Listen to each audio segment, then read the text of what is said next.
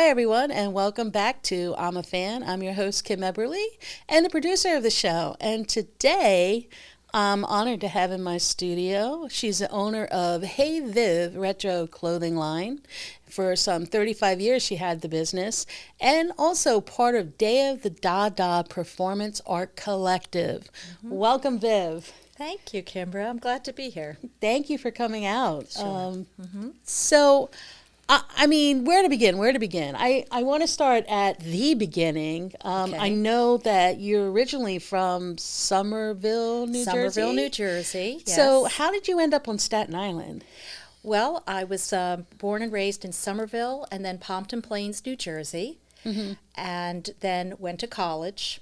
Where'd you go to college at? I went to Douglas, which is part of Rutgers College. Oh. And that's where I changed from being a fiber artist, a major. I was an art major. I was a fiber artist, and I switched to performance art because I met Jeff Hendricks and took his performance art classes. Who's Jeff Hendricks? Jeff Hendricks is one of the founders of the Fluxus art movement. Oh. He's a performance artist, and we took his classes, and it just kind of turned around all our plans for art and what we were going to do.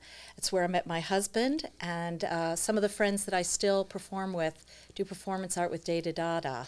Oh, wow. So you were hooked right off the bat. Yes, at 17. Wow. Wow. That's when I changed art directions and traveled, ended up back in New York. After a while in New York, I got married, and we decided to open a vintage clothing store. Okay, so That's how we got to Staten Island. yeah, okay. So, wow, that's like a okay. Circuitous. So I know you've always had a love for thrift shopping, and I believe you started out with your dad, right? Yes, that's So- right. So tell me about that. Well, growing up, my father only shopped at thrift shops.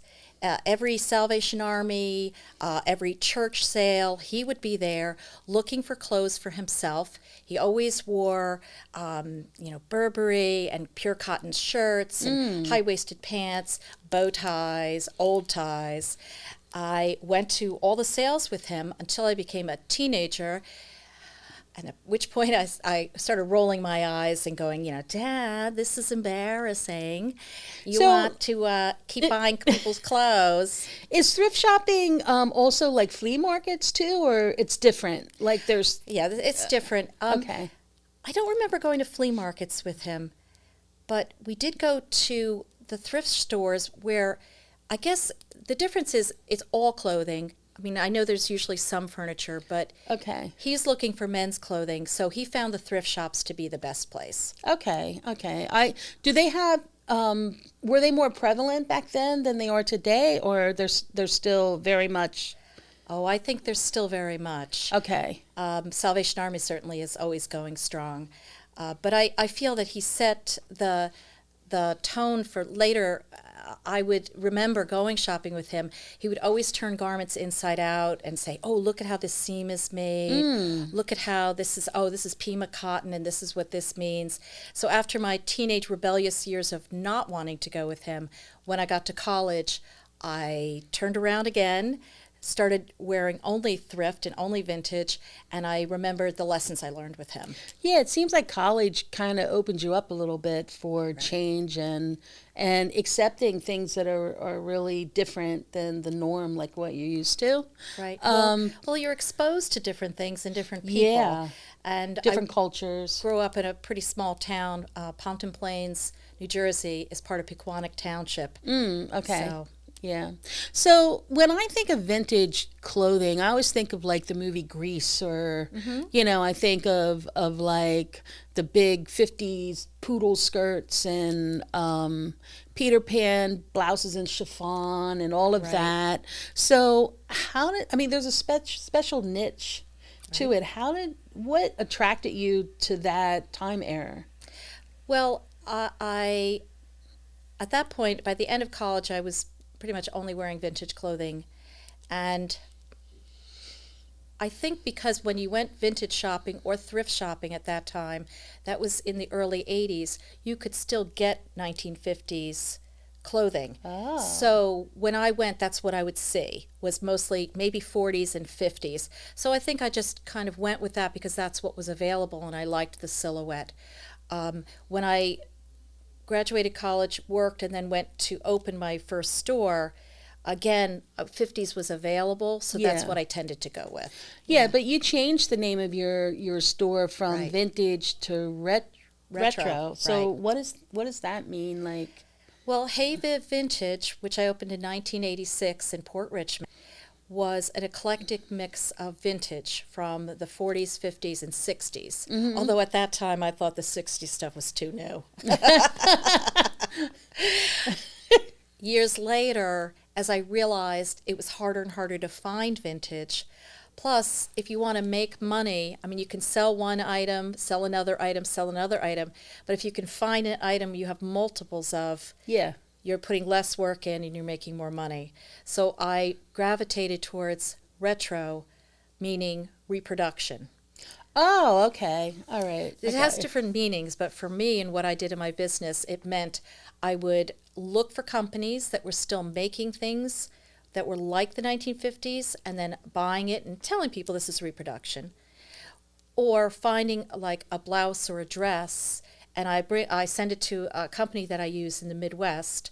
They take it apart, make a pattern, and reproduce it in different fabrics and sizes. Oh, wow. So I grew from doing this eclectic vintage to doing retro because then I could sell the same item over and over and over again Got ya. instead of Yeah. putting all that work into one item. Right. So- And a lot of, I would say everything from your online store is made in the U.S., right?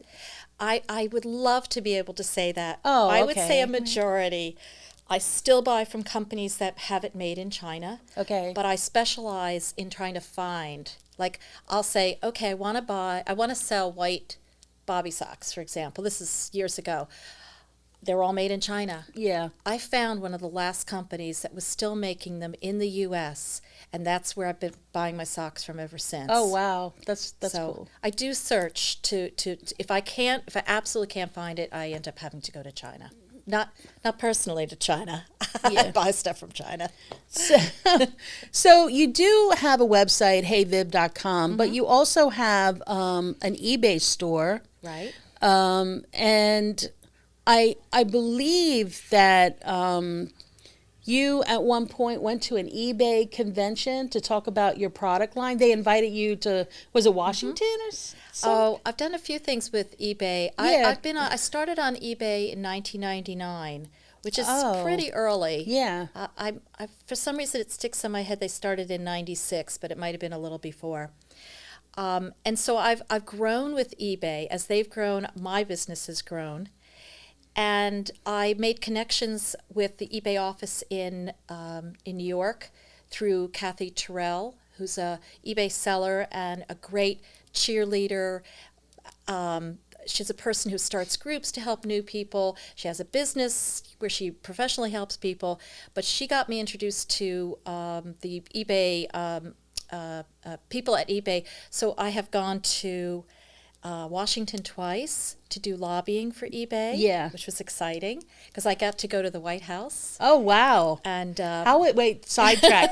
How is that? Because I've always wanted to, I've never visited the White House or like I've been there to like to the Lincoln right, Monument. and because all, you but- go to the tourist sections. Right, but I've never been in the White House. So what is that like? That has to be. Well, we went in for a meeting, so it wasn't a tour. Oh. We were meeting. It was. It happened to be the week, the fly-in is what they call it, when they have people fly in, people who sell on eBay and eBay personnel, and then we have a schedule that we go to lobby to meet different Congress people and senators, and it happened to fall in the same week as Small Business Development Week. So they set up this meeting with us at the White House with like the head of, now I should be able to remember these people's names. Yeah. But like the head of the trade division and the person who's in charge of this committee. It was high up people with the people from eBay and the people who'd been invited. Who was president at the time? Oh, Kellyanne Conway was around. Oh, she was a president? No. I saw her down the hall. Does that tell you who it was? Okay. No, I know who she is. She's the one that invented alternative facts. That's right. But That's right. who was president at the time that you were going to the White House? Was it Obama or? Yeah, I guess it must have been Obama. Yeah, because I'm trying to think of the Congress people you might have met. Because I'm always fascinated with them, like who. Well, I met the congressman from Staten Island. I'm so embarrassed. You're catching me on. I'm not a good person to remember names. No, I only know Max Rose right now. So. Okay, before Max Rose, it was Kenny. He doesn't know either. All right, so the unknown congressman from Staten Island. That's okay. You know what it tends to be? I tend to write all those things down, and if we were in my office, I'd pull a folder out, flip it open, and go, I met with, and then I met with. But, like, I can tell you what you were wearing last week, but I can't remember who I met with. In the most exciting adventure of my life, going to Washington to meet all these heads of everything. So more importantly, did you get to see any of the other parts of the White House, like the architecture? No. You didn't get to tour that? It was a business. Oh, okay. It was really a business trip. All right. So we worked we did a lot of walking, met with people for 2 days. And the idea was to promote the agenda of things that are important for small business, and that would include the sales tax that was starting to be charged by different states, customs levels de minimis, working out customs agreements with other countries, talking about how the USPS rates affect us as small business. So we were there to really talk from our experience. What is it like to be a small business and shipping overseas when you're doing all the work yourself, and then you're trying to figure out the customs and trying to comply with all the rules? What is it like when we're trying to figure out the the sales tax for internet sales to all these different states? So we were there to represent ourselves, but also to say we sell on eBay, we're in e-commerce, and eBay supports small business. Yeah, and I found out, I think it was yesterday, I heard that FedEx is raising their shipping rates in 2022, 6%. I believe it. USPS just put in their holiday raise is now. So we're already seeing the bump that usually happens in the holidays. And then it's supposed to come down. I don't know. But I think we are looking at other raises. So do you raise your prices then at that time? Or do you just roll with it for a while and hope for the best? I usually roll with it because you say, okay, it's 6 cents more for first class. But then you go, 6 cents, that doesn't, but 6 cents adds up. So usually twice a year, which is in the fall and after the New Year's, I assess my prices. And if I'm going to make a change, I usually make it then. So I'll maybe eat the increase for a little while because I know that I'm going to be re-evaluating my pricing structure. Right. At certain times of the year. Right. So one great thing that I really admire about you, I remember sitting at Amir's one day. We were just talking, and I was telling you about my Lizzie Borden shop I'm starting, and I was picking your brain and trying to come up with a name. And I think I gave you some really long-ass names, and and then you said, no, just shorten it, maybe the Lizzie Borden shop. And that was it. It stuck. Yeah. So, which was great because it was the person and then shop, you're going shopping. Right. So it made sense. And then I found out that you actually talk to people about their businesses and how to grow their business. And you have a service that you offer. Tell me about that. I got a freebie, thank you, by the way. But tell us about what you do to help new entrepreneurs. Sure. I call it Ask Viv, which it grew out of people saying, are you starting a new business and you want to go on eBay or internet? Why don't you ask Viv, because she's been doing it for years, see what she thinks, or just, give you a little hand. I know the ups and downs and the work that I put into it, and I think that if I can give somebody a little nudge to say, here, what's getting you stuck? Maybe here's a way around it, or let's put it in perspective, or how to prioritize. Like, you were looking for the name of your shop, and you needed keywords to be in the title, and it had to be clear what it was. Yes. So, for example, Hey Viv, which I Love that title. It's a terrible title for Really? the internet. Sure, because if you're looking for vintage or retro clothing, unless you know the brand, you would never Find it in a search. Right. So I've had to build up organic search that when people put in retro or vintage, I have a good chance of coming up because I've done a lot of work so that my name becomes associated.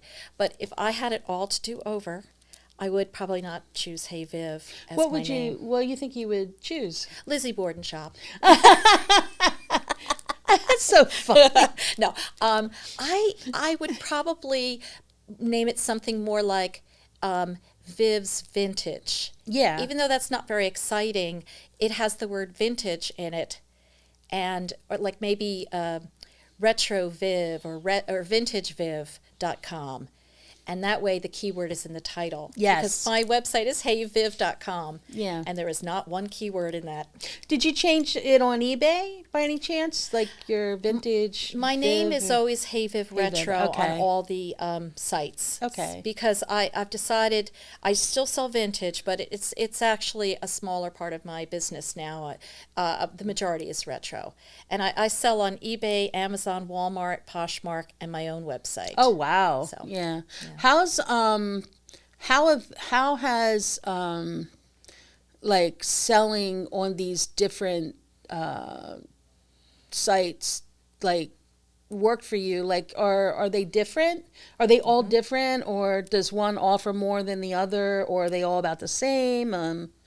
Because I know Amazon's, I hate to say it, but I do go to Amazon because what's been happening, there have been these other like crazy shops that pop up, and you think, oh, okay, well, let me try this site out, but then it seems you might get ripped off, or you don't know who you're buying from. So Amazon to me is always like a safe bet because Sure. there's so many shops out there. Sure, and as a buyer on Amazon, you can turn to Amazon. Even though you did business with me, you can turn to Amazon and say, hey, Amazon, I'm having trouble with someone selling on your site, and Amazon will step in. Yeah. Same with eBay, same with Walmart.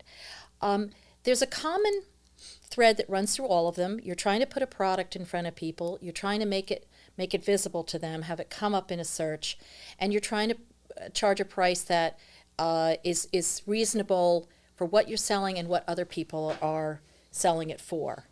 So you're bringing that to all the marketplaces. Do they? Well, go ahead. But the difference is, eBay tends to have way more services for us, the third-party sellers, and way more support. Amazon is so customer-centric, it can be hard to figure out how to get help in Amazon, and the same with Walmart.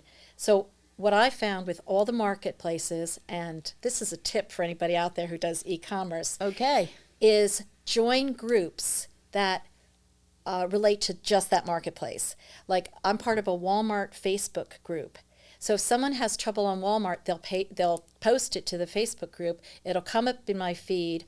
I'll read it and I'll go, oh, I didn't know that. Or, oh, I learned something new. Or, oh, I have the same problem. So you get a lot of support and help from other sellers.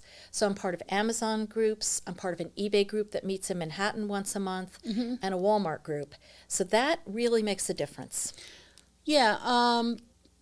I recently wrote a book last year, and it's out on Amazon. Yes, But- I've seen it on Amazon. The thing I don't like is Amazon takes 50% of my commission. That's right. 50%.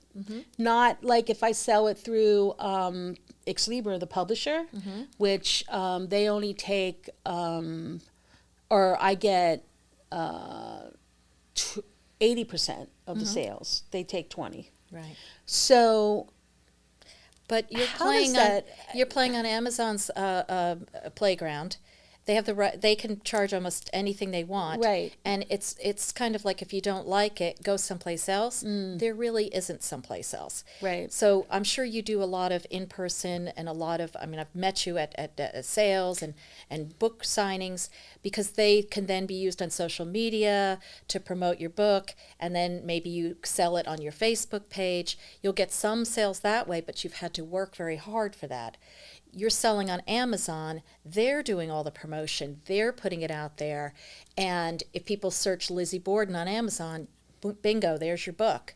And you have a much wider audience. So you're paying for that much wider audience. Right, right. That makes sense. That makes sense. Hey, none of us like the fees. Nobody likes it. But 50%, that's high. They don't charge that much for clothing. publishing, So, yeah, yeah, publishing's publishing, okay. different, I guess. Like the publishing, like since you could self-publish now, a lot of things have changed. My friend was telling me a long time ago they used to get like upfront money for their books. That's kind of like unheard of unless you're like super famous. Okay. So Amazon, I feel like you can get lost in Amazon maybe too. You can. Like, because there's so much on there. Almost the only control, well, you can buy advertising on Amazon, but the only control you have is if you're the only person selling this book and so the listing is yours, you have control over the title and the words and the price. I'm trying to think of what else, and the shipping cost. So you have to be such a good title, keyword-rich text, a great picture. Your book has a wonderful cover. Yeah, it's great. That catches people's eye. That's about all you can do. Yeah. If you go onto another site like eBay or let's say, well, not Poshmark, you wouldn't sell it on Poshmark, but your own website or your own Facebook, that's when you can capitalize on things that you have control over. So you and I are talking about all of this technology, your own website, tapping in. How did you learn all the technology? Because some people, would shy away from it. They're not computer savvy. They don't know how to do these things. What advice would you give somebody starting out that isn't so tech savvy? Well, I had the store from '86, and in 1999, a fellow who worked with me, Jim, who sold records in my store, he showed me eBay, and I was like, wow, I don't get it. Oh, you buy stuff. And I don't know what it was, but I just knew that was for me. So I went out and bought a computer and hired a tutor. Okay. Because I was like, I know what a mouse is. Yeah. Hello, mouse. I don't want to act too ignorant, but I had to learn how to, point and click. And I got onto eBay. And within a year, I was making almost as much as I was in the store. So, because that was really the early days of eBay. Yeah. So I would say anybody who's starting out, make sure you know the technology. And if you don't know, ask. That's help. why I suggest starting on one marketplace if you're going to do it e-commerce. Learn. If you pick eBay, there's a whole wonderful community to answer questions so that you can make sure you teach yourself the technology, the terminology, and you know what you're talking about. Be prepared to make mistakes. There might be mistakes that cost you money, but if you're persistent, that's when it pays off. Yeah. I started on Amazon in 2004, where there was pretty much no customer support. So I would just search around on the internet. If I found somebody talking about Amazon, I'd email them, try to get to know them and say, I have a question. Do you know this? And I'd say to them, hey, if you want to know something, maybe I'll know it. It was all flat file feeds. So I had to learn how to do spreadsheets in a certain format. Oh, wow. It's a lot of trial and error and realizing that the learning curve is the learning curve. So try to shorten it, but just realize that you have to stay the distance. You have to stick to what you're doing. Keep asking questions. Take classes. Yeah, that's good advice. That's good advice. I mean, anything, definitely you should stay at it every day. Like, don't get discouraged, right? Right. You might think that you put a few things up and you'll start making money, but you really have to be listing all the time, learning how to make your listings better, figuring out how to promote things using social media. It is a lot. Do you promote through emails? I do a newsletter. Okay. Which uses the emails from my store, people who've bought from me. I actually get together once a month, well, actually it's twice a month, with Wicked Stitches on Castleton Avenue. Okay. Women that have this amazing custom embroidery, custom Oh. goods, everything from little baby blankets with beautiful embroidery on it to gift sets. And we have both used BigCommerce for our own website. And I've known them for a number of years, but we recently got together and started to pick each other's brains. Oh, good. To pass on information and also to hold each other. Well, when you work with another person, you're accountable. Like if I tell you, oh, next week I'm going to go out and find more Hawaiian shirts because I know you like Hawaiian shirts. If I see you next week and I haven't gotten the shirts, I'll be like, oh, yeah, that's right. I said I'd get Hawaiian shirts, didn't I? So the three of us meet and exchange information, but also encourage each other to learn and to get things done. So it's a great support group, Yes. basically, and you need that these days for sure. Right. Yeah. I think I'm a joiner. I like to be in groups because I find I get more done. And that's where Data Dada came in. Yeah, I want to get to that. Let's get to that right now. So, like, I could talk about the business like all day long because can I have too. a lot to learn, and I appreciate So any do I. feedback. So that, do I. ugh. Yeah. But anyway, Data Dada or Dadaism was a movement in Europe that was in the early 20th century. Tell us how it started. Well, the movement. during World War One, Zurich, Switzerland and Zurich were neutral. So a lot of people went to Switzerland and a lot of artists went to Zurich. And because they were from all over the world, and they might not have met in other circumstances, people started working together. And it was a place called Café Voltaire, Yes. which wasn't Oh, open. that has such a cool name. I Right? know, wasn't it? Yeah. Hugo Ball and Tristan Zara. Yeah. Although they didn't start it. I forget the name of the guy who started it. But people gravitated to that because it was artistic and it was political. Right. People were allowed to speak. It's neutral place. So you had all sorts of political opinions. And I think artists from different genres being thrown together, they also encouraged people to, oh, you're a poet, you're a sculptor, yeah, you're on third, do something together. Yeah. They had these open nights of performance. So in 2001, I'd always been interested in Dada work and being a performance artist in the Fluxus tradition. I went to Zurich with a friend of mine, went to visit Café Voltaire, and found out that they were in the midst of a squatting protest because the building was going to be sold. Oh. It had run down. Yeah. And so they took it over. It was graffiti. It was artists living everywhere. There were galleries. We were going up and down the stairs going, oh, my God. And I was so inspired by what they were doing that when I came back to New York, I decided to try to get performance artists together. Now, here's where the group idea came in. Because after leaving college and doing performances at different places, it's hard to keep that momentum going.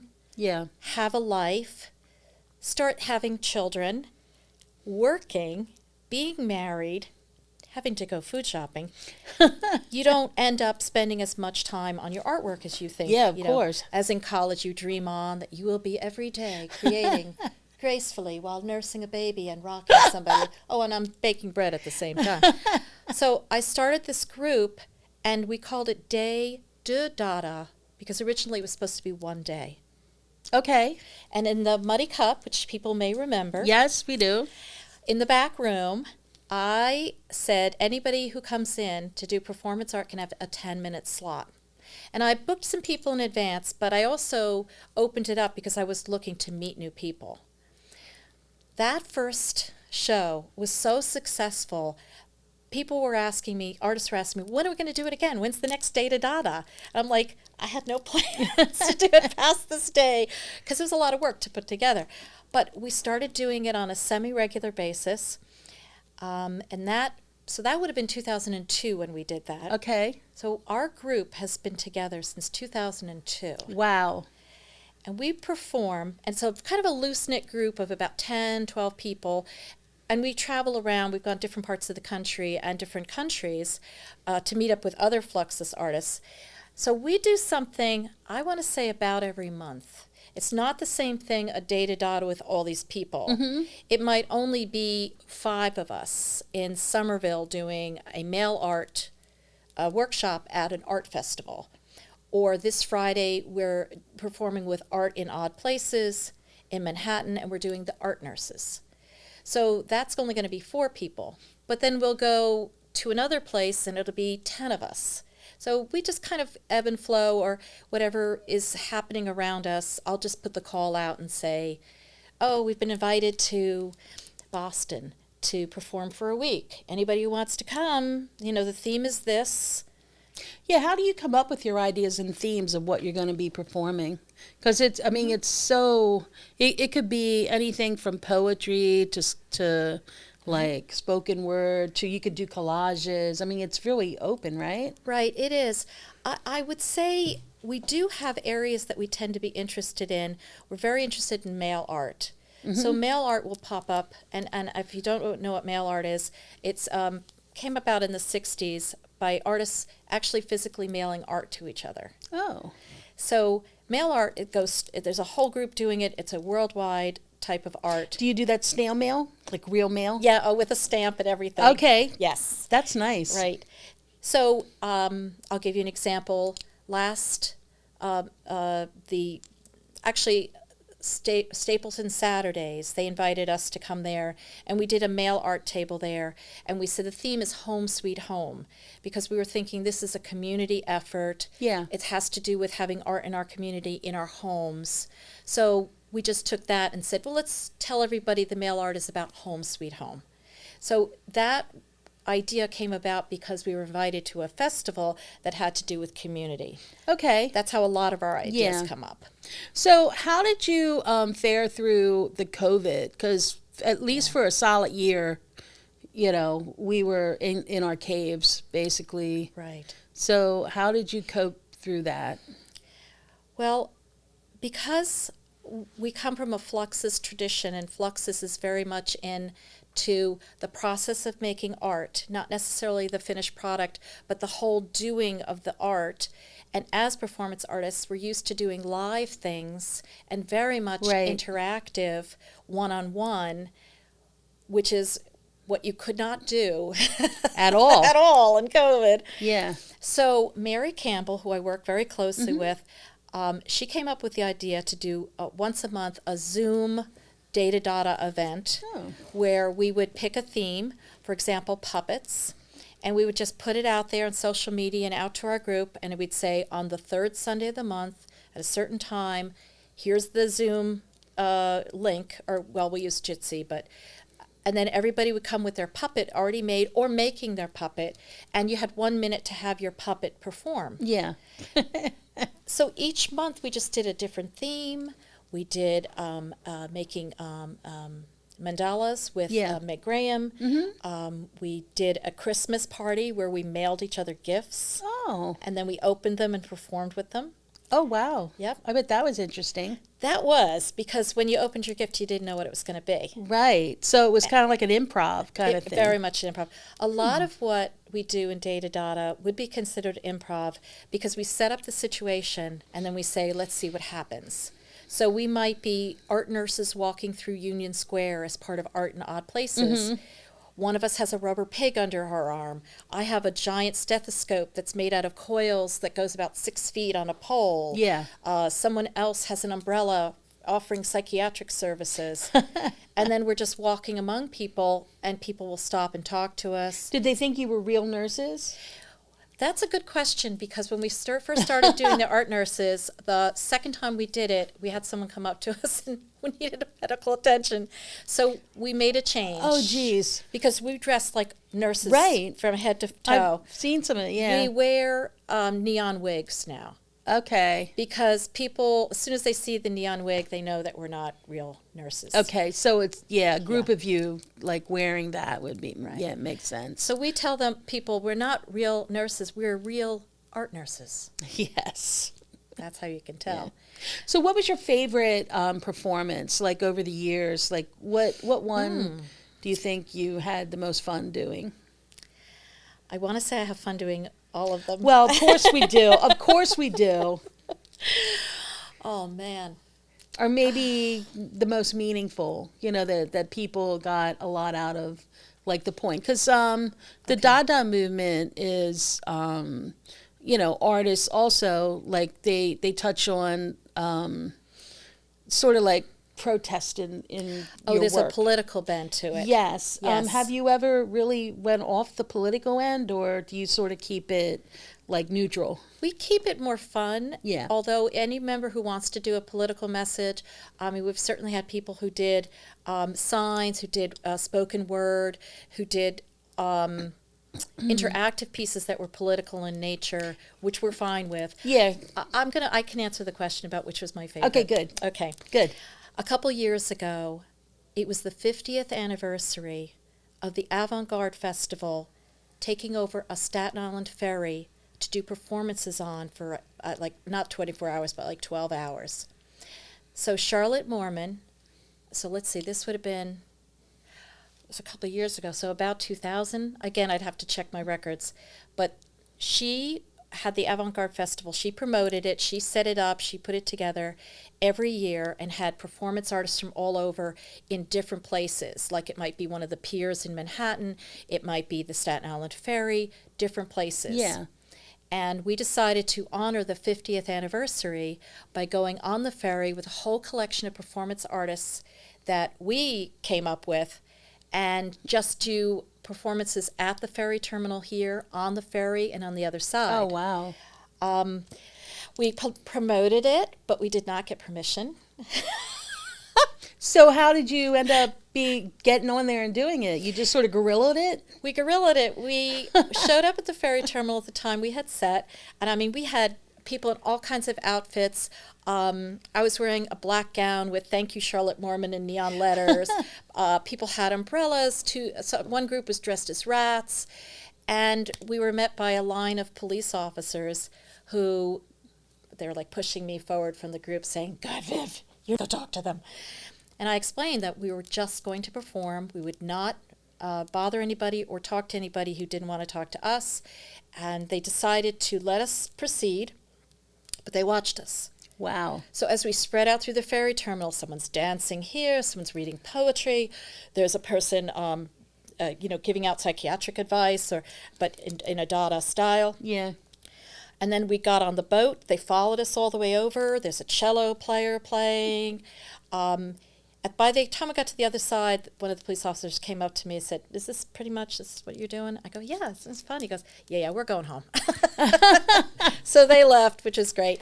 We had somebody on a tandem bicycle with a rocking horse on the back, rocking back and forth as he drove around. Rode around. It was just kind of this eclectic mix of performance art. Wow. And it was saying thank you to Charlotte Moorman, who did so much to provide support and performance spaces for all kinds of artists. And she's always been special in my heart. So I was really glad that was my favorite one. Nice. There you Nice. go. It sounds amazing. It was. It really does. It's a lot And of fun. that you sweet talked that police officer into allowing you to do it. Because I don't think that would happen today. I think we were darn lucky. Yeah. Yeah, we were. So one other little thing that people probably don't know about you, you're a pretty fine actress. and the only reason I say this is because I got Margaret to persuade you to being in my Lizzie Borden play Short, Inadmissible.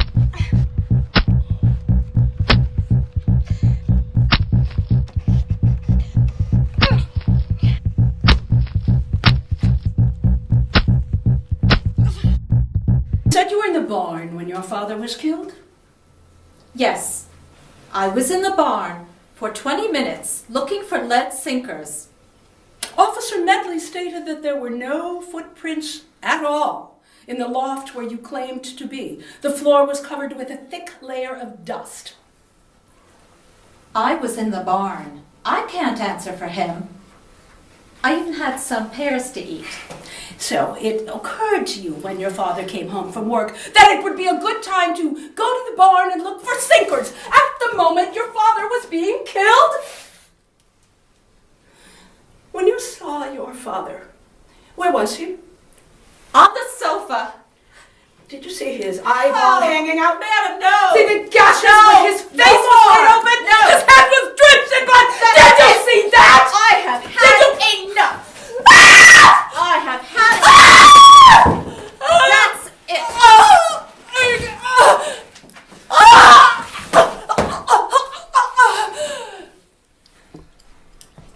We love our father. Oh, Emma, thank you. You've always taken care of me. And you did such a great job with that. And then I asked you, oh, would you do another piece? And you're like, hell no. I remember, like, Well, so tell me how much work you did, because I never really asked you what it really took to play that part. well, because basically when I go on stage, I'm playing myself. Yes. And you were asking me to play another person. And I agreed to do it because it was Larry Schwabacher, Margaret Chase, and you. Yeah. And I thought, well, let's stretch a little, try something that I haven't done before. The part I found the most difficult was memorizing lines. Yes. So Margaret ran lines with me before rehearsals, during rehearsals, after rehearsals, like every time. And she had me saying them real fast, real slow, different voices, until I could remember everything. Then after that, it was the acting. It was like, wait, you want me to do what? So for me, I mostly had to memorize movements and what I was doing, and I was going through those movements. I don't think I was, I'm sure I did okay. Everyone you seemed did happy great. with it. But I don't want to do it again. Yes. Because I did do something for Larry, and it was a monologue. So I was up there by myself. Yeah, it's rough. I memorized the speech, forgot it in the middle, and started improvising with the audience.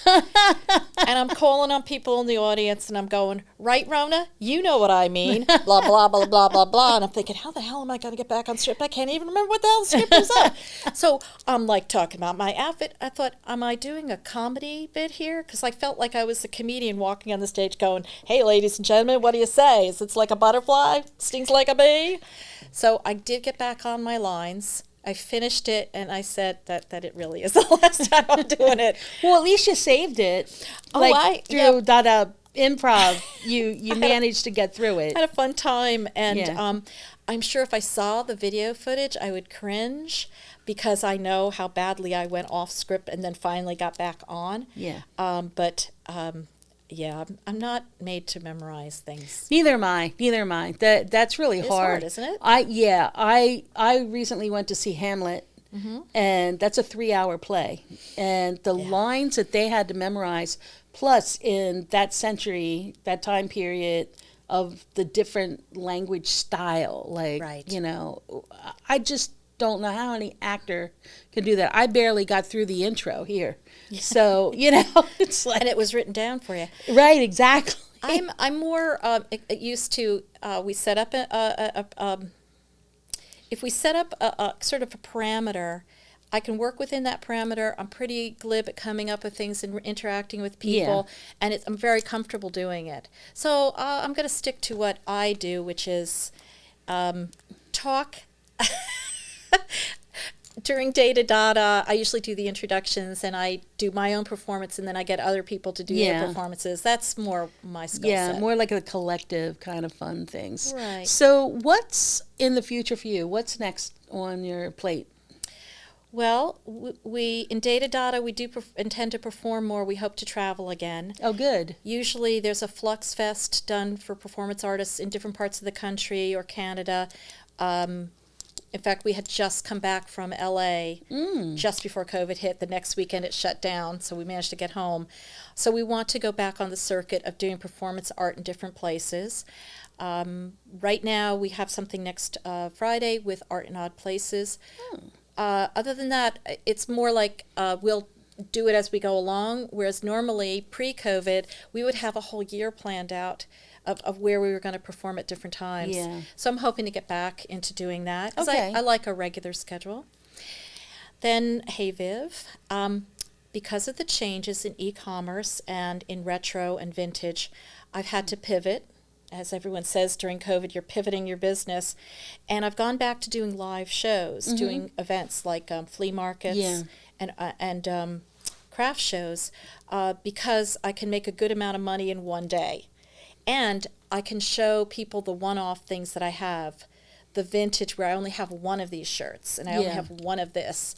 And in, the 5 or 6 hours, I can sell a lot of stuff that I would not normally be able to sell online as easily. Oh, wow. Okay. So I would say probably more live shows. Oh, good. Okay.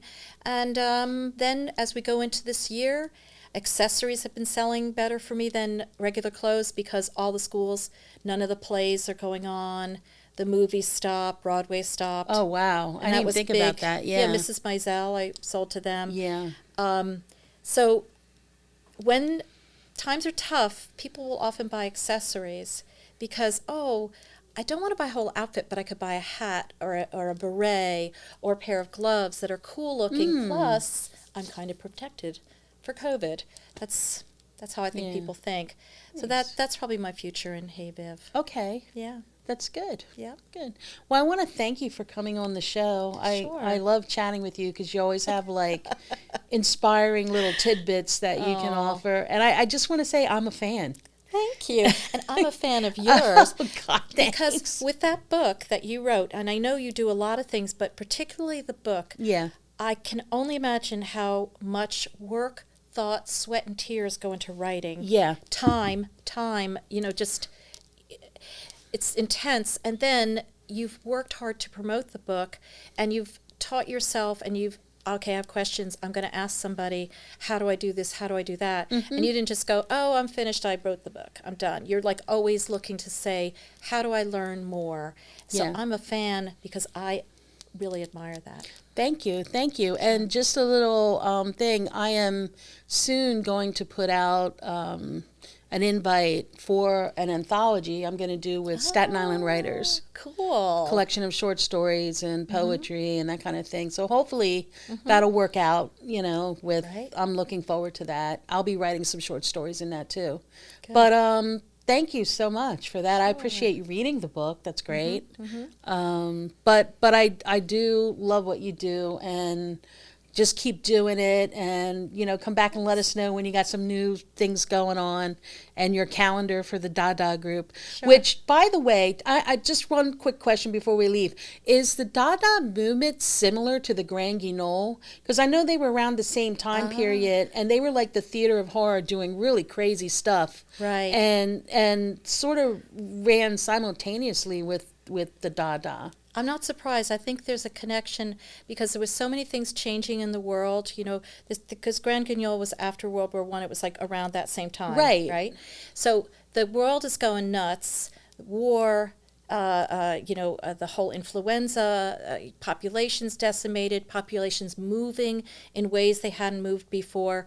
And you upset the status quo, and sometimes people react in art by going even more extremely. So Grand Guignol, that whole sense of horror, but it's deep emotions, dredged up and letting them out. It's dealing in the darkest, and the darkest things were happening in the world. Yeah. Because during war, you don't see people necessarily doing happiness and roses. No. They're trying to cope and work their way through the emotional turmoil. So I bet that's where Grand Guignol kind of came out of. Yeah. It seems like we're kind of doing a repeat, doesn't it? Like with the state of the world again. Yeah, but you had asked, in a different way. You had asked about data and political issues. Yeah. I think because we realize that things are going on that's scary, we're veering more away from the political to being to emphasizing the lightheartedness of the Dada ideas of chance and happenstance and luck and interacting with people. There has been a conscious movement away from the political for us. Yeah. Because not that we think we can just put sunshine and roses out there and call it Dada, but that people need a relief. And I think something like Grand Guignol is like an emotional valve release. You're venting that extreme emotion by exploring horror. We're trying to, on the opposite end of the spectrum, bring a smile to people and a moment of art and interaction. So I think you need both to deal with what's going on in the world today. And I think we will end with that on a happy note. So, Ta-da! thank you all for tuning in. Thank you, Viv, for being here. And Sure. we'll see you next year. All right. Take care. Thank you.